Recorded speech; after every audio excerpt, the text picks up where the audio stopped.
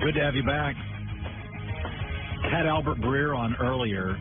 We were talking about all these quarterbacks. Trent Dilfer and Albert Breer kind of touched on the same thing as you look at all these offenses and they're exploding. And as Albert Breer said, and Dilfer said essentially echoed the same thing, the NFL old guys, the coaches now, a lot of them are getting replaced by young guys, and even some of the older guys are much more willing to watch Saturday football and use some of their stuff.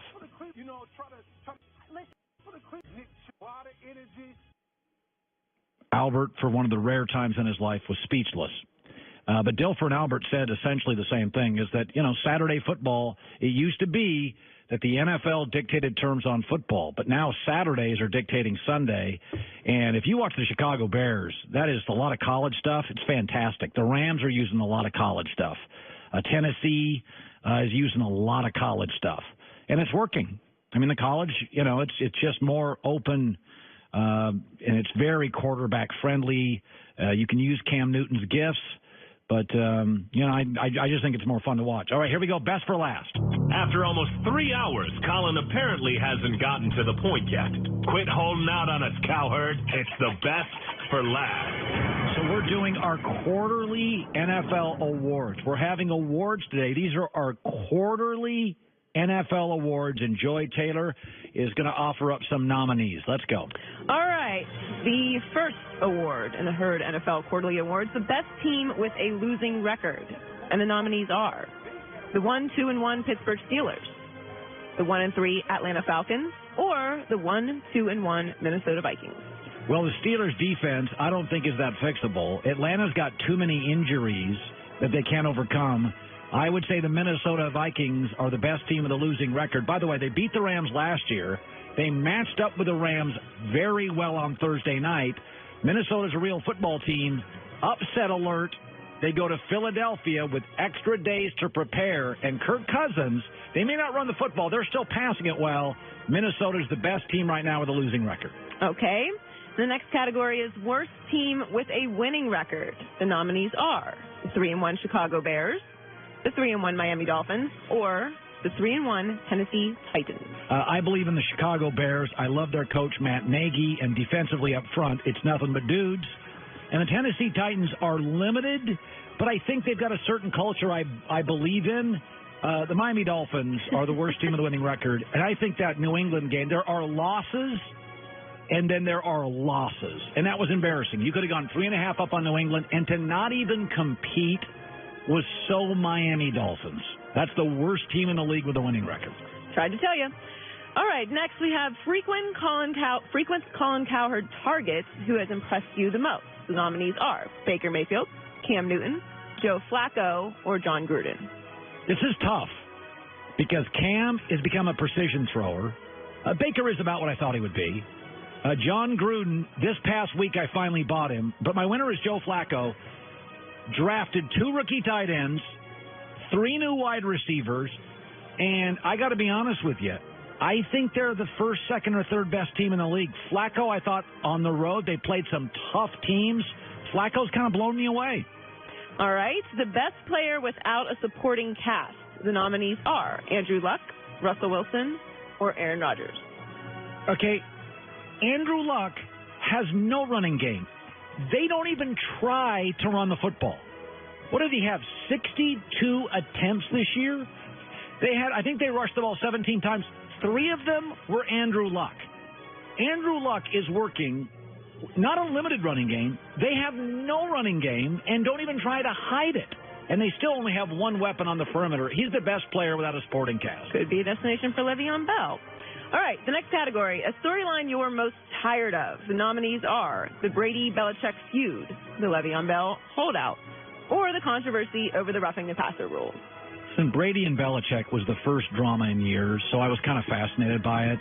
Le'Veon Bell does wear me out, but I think he would make the Jets and the Colts really interesting. So I think the idea of where he would land's kind of fascinating. I'm over roughing the passer. Von Miller last night, Khalil Mack the weeks before have figured it out. Go for the ball or grab the player and set him down. Clay Matthews. Von Miller's figured it out. Khalil Mack's figured it out. By the way, 31 of 32 NFL teams have their starting quarterback. The ratings are up. The one that doesn't, San Francisco, I'm not going to watch the rest of the year. I mean, I'm certainly not going to go seek them out. I may watch them because they're on. The league's doing this because they want healthy quarterbacks. It's smart. All right, and finally, in the Herd NFL Quarterly Awards, the worst decision category. By the way, John, where's this music from? It sounds very, it's like canned very award show music. It's very awardy. Well, that's kind of the idea. These are awards. Okay. So the nominees are for worst decision category: the Raiders trading away Khalil Mack, the Bills starting Nathan Peterman week 1, or Jimmy Garoppolo dating an adult film star. Well, dating an adult film star is a brief lapse in judgment, and starting Nathan Peterman was a longer but mostly brief error in judgment. Khalil Mack, you're going to pay a price for that for the next several years. John Gruden was quoted saying this week he had another strip fumble sack. He was quoted as saying that to Mike Silver. I think for a lot of reasons. I got to tell you, too, my biggest knock on the Raiders right now is on the pass rush. And they had it, and they let it go. You know, it's weird. I almost wonder, Gruden has been so busy building up this offense. You know, he went and got, Jordy Nelson, and, he went and got Latavius Bryant, and he's trying to get his offensive system in. You almost wonder, did Gruden watch a ton of Khalil Mack? Because, again, it's not like the Raiders were on Monday Night Football when Gruden was doing it. Yeah, but it's not like Khalil Mack is, like, sneaky good. It's like an under-the-radar player. Pretty well known that Khalil Mack is a big deal. So even if you didn't watch tape, I'm pretty sure they have, like, a little highlight reel. Do you know how good you have to be? Do you know how good you have to be a defensive player and make me want to turn your game on? I mean, honestly, J.J. Watt had a little bit of that. Deion Sanders had that. But in my life, there have been about 3 guys that I'm like, oh, I'm going to watch that defensive player. Ray Lewis had a little bit of that. And I mean, Khalil Mack gets me to a television set. That he is absolutely incredible. Those have been our Herd Quarterly Awards. That music, I thought, was very fitting, very dramatic. It was very regal. I mean, these are prestigious awards. These are prestigious awards. These are very prestigious. Is that the wrap it up music? Is that what's happening now? Is that I have to cut my speech short? Get off the stage music? I feel like people just ignore that music now. Well, I think people ignore the Oscars now. Nobody's watching them. It's very political. Doug Gottlieb, Trent Dilfer, Mark Schlereth today. Tomorrow, Phillip Rivers, quarterback for the L.A. Chargers, stops by our show. Joel Klatt, Chris Haynes now at Yahoo. Phillip Rivers will be on the show. That'll be great. They have a weird situation. Every game's kind of a road game. This week, the Chargers host the Raiders. It's going to be a road game because Los Angeles, it's not a Rams town. It was forever a Raiders town first. Rams were in Orange County, where if you don't live in Los Angeles, that's down by the Angels. That's south. That's a different county. So that place is going to be all Raider fans.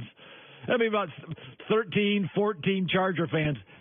The crowd will be so – there'll never be a home game that looks like what this game will look like. So Phillip Rivers will be joining us tomorrow on the show. Radio side, we're gone until tomorrow. Speak for yourself around the corner. It's the Herd.